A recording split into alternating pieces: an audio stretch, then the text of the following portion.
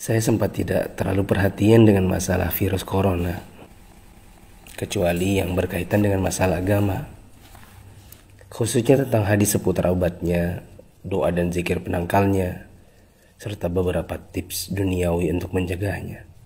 Mungkin karena saat itu corona belum hadir di Indonesia. Beritanya masih sekitaran Cina. Isinya tentang perjuangan pemerintah dan tenaga medis melawan corona di sana. Itu tergambar dari foto wajah tenaga medis yang memerah bekas masker dan kacamata. Saya hanya sebatas mengerti betapa beratnya tugas mereka. Saya sempat jengkel saat melihat video warga Iran yang menjilati pagar kuburan dan membaca tulisan tentang rakyat Italia yang dinilai sangat meremehkan. Tapi itu pun hanya sambil lalu karena positif pertama di Indonesia pun belum kedengaran. Tanggal 2 Maret 2020 yang ditakutkan pun terjadi. Pasien corona pertama di Indonesia diumumkan oleh Presiden Jokowi. Inilah takdir Allah yang harus sabar dihadapi. Pandemi corona telah memasuki negeri ini. Jumlah pasiennya bertambah hari demi hari. Gambar-gambar mirip dengan yang di Cina bermunculan di grup sana sini. Ada bekas alat pelindung diri tergurat di pipi. Tenaga medis bicara dengan kertasnya. Kami kerja untuk kalian, mohon kalian tetap di rumah untuk kami. Ada juga yang bunyinya, haus, ingin minum, tapi gak berani. Seorang dokter yang sudah sepuh dalam balutan baju perang seolah berkata, jikapun ajal datang, tidak mengapa. Karena raga yang sudah tua ini memang harus ikut berjuang, tidak hanya bisa berdiam diri. Ikatan Dokter Indonesia menyampaikan bela sungkawa karena 7 orang dokter di garda depan meninggal. 5 dari mereka wafat karena tertular virus ini. Seorang dokter muda hanya berdiri di luar pagar saat menemui keluarganya karena takut membawa virus dari luar. Meskipun foto ini aslinya dari Malaysia. Ternyata APD medis harganya sangat mahal. Dan sekali pakai saja. Saking krusialnya, para ulama dan ustadz-ustadz yang mumpuni ilmunya sampai mengeluarkan fatwa. Bolehnya tim medis sholat tanpa wudhu, tanpa tayamum. Lantaran pelindung dirinya tidak boleh sembarang dibuka. Tak hanya itu, ada juga fatwa sahnya sholat meskipun ada najis. Karena baju medis ini bukan baju biasa. Sekali dipakai untuk satu shift jaga, berjam-jam tanpa makan, minum, bahkan buang air dengannya menggunakan pampers orang dewasa.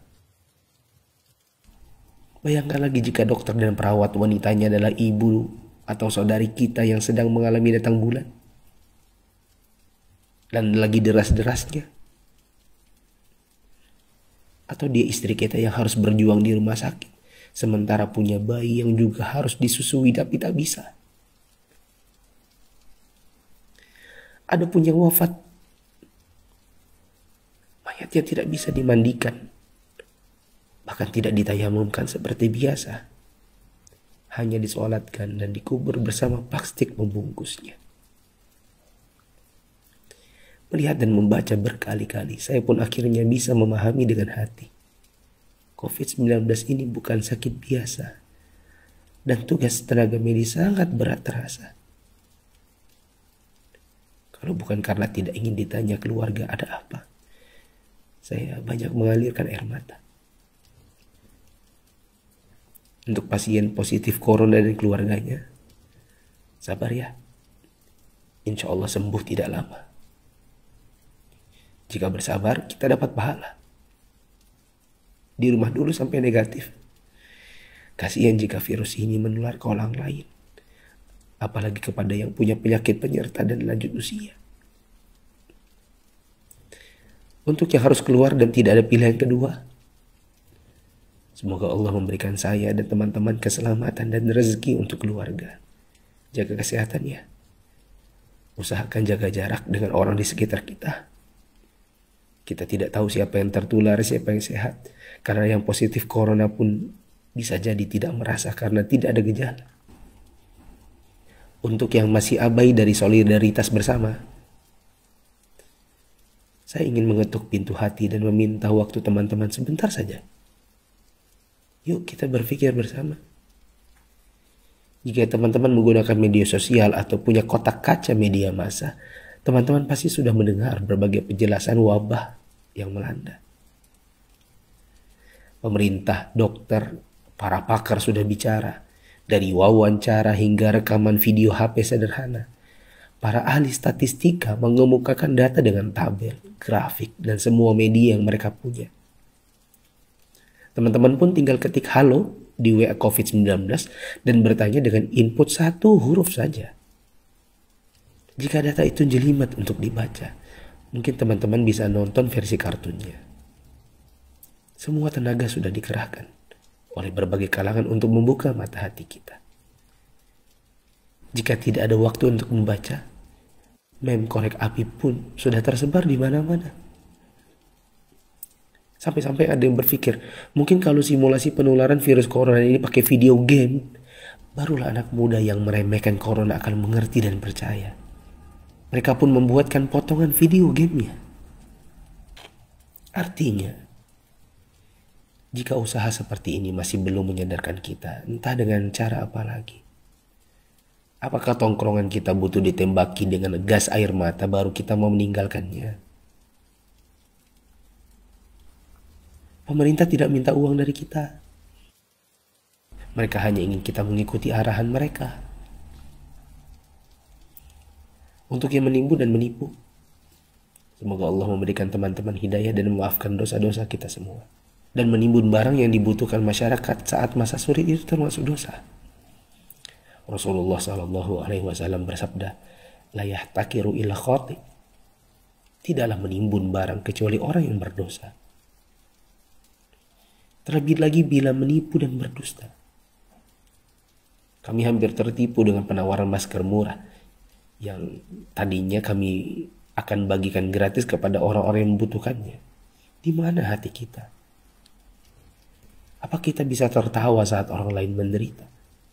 Teman, turunkanlah harganya ke harga normal jika engkau tidak bersedia menggratiskannya, seperti pahlawan jalanan yang membagikannya.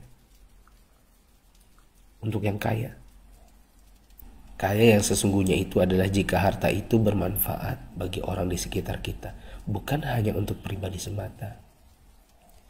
Yakinlah, kekayaan, saldo ATM, rumah miliaran, outfit jutaan, mobil mewah memang membuat kita besar di mata manusia, tapi tidak ada artinya di sisi Allah yang Maha Kaya jika tidak menghasilkan amal dan pahala. Saya mau sumbang jam tangan dan beberapa barang lainnya yang mungkin tidak seberapa jika dibandingkan dengan teman-teman menyumbangkan harta nantinya. Terserah untuk pos dana apa, mungkin masker, mungkin APD tim medis, hand sanitizer, sabun cuci tangan, dan sebagainya. Kita harus cintai harta kita ini dan bawa dia ke akhirat. Jangan sisakan untuk dunia. Untuk Bapak Presiden, BNPB, para gubernur, wali kota, dokter, perawat, ustadz, influencers, dan fundraisers, thanks for all you've done. Terima kasih. Jazakumullahu khairan.